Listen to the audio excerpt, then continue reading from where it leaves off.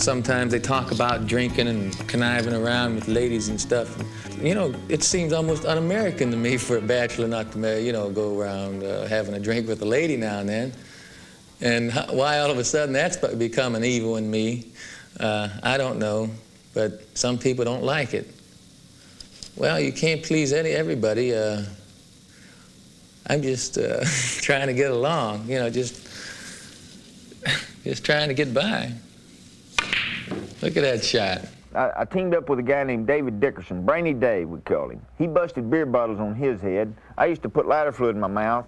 We could go into a bar, and I'd have a mouthful of lighter fluid and strike a match and whew, look like a dragon. You know, you shoot this stuff out about this far, and then Dickerson would bust, you know, a couple of beer bottles on his head. And that was a neat trick, you know. We was real, you know, they used to call us to do parties and stuff, you know, because we were big time. We knew we were going to be pretty good. In fact, Marchetti said to me, "Hey, Fatso, how good do you think we are?"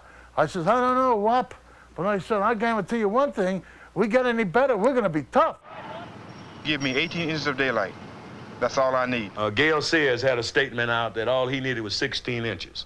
Well, all I needed was a blink of the old eyes, and I was by you. I would safely say at this point in time, I was the fastest in the history of the game.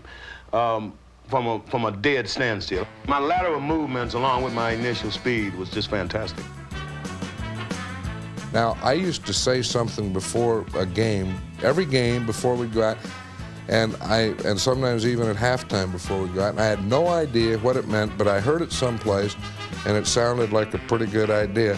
The last thing I'd say was, "Don't worry about the horse being blind, just load the wagon. Then let's go." I have no idea what it meant, but, you know, some guys kind of got excited when I said it. Coach Lombardi is probably the most hated man in professional football. I mean, every coach wants to beat Lombardi more than any man. I always hated Tarkington. I really did.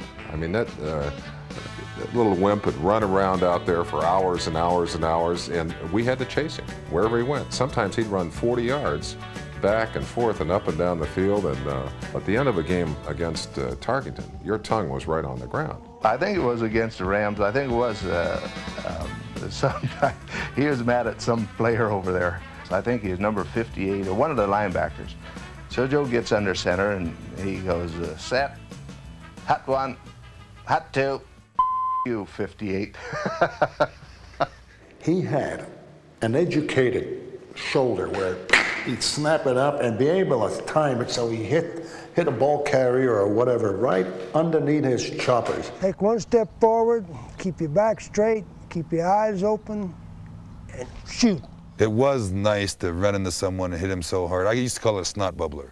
That's when you hit him so hard, you just see that little bubble of snot come out of his nose there. Really, without letting out too many circuits, that's probably what's behind my mind every game I go into. Who am I going to try to knock out this game?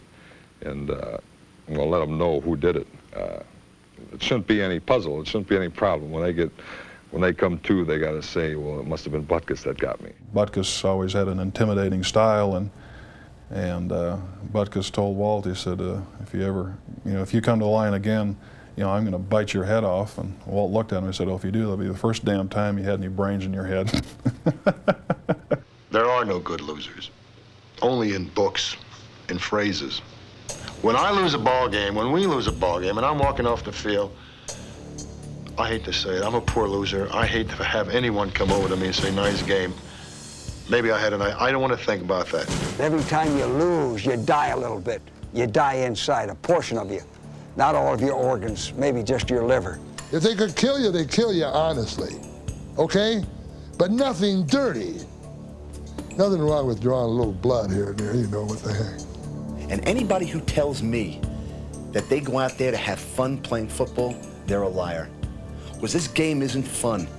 This game is a war. They say football's a war, and they're in the trenches, and they're kicking the out of it. If you're really in the trench and really want to know what war's about, that's when you're wetting your pants, because that chap shooting at me, and he didn't know what a nice guy I was, So this, I think it's overplayed a little bit.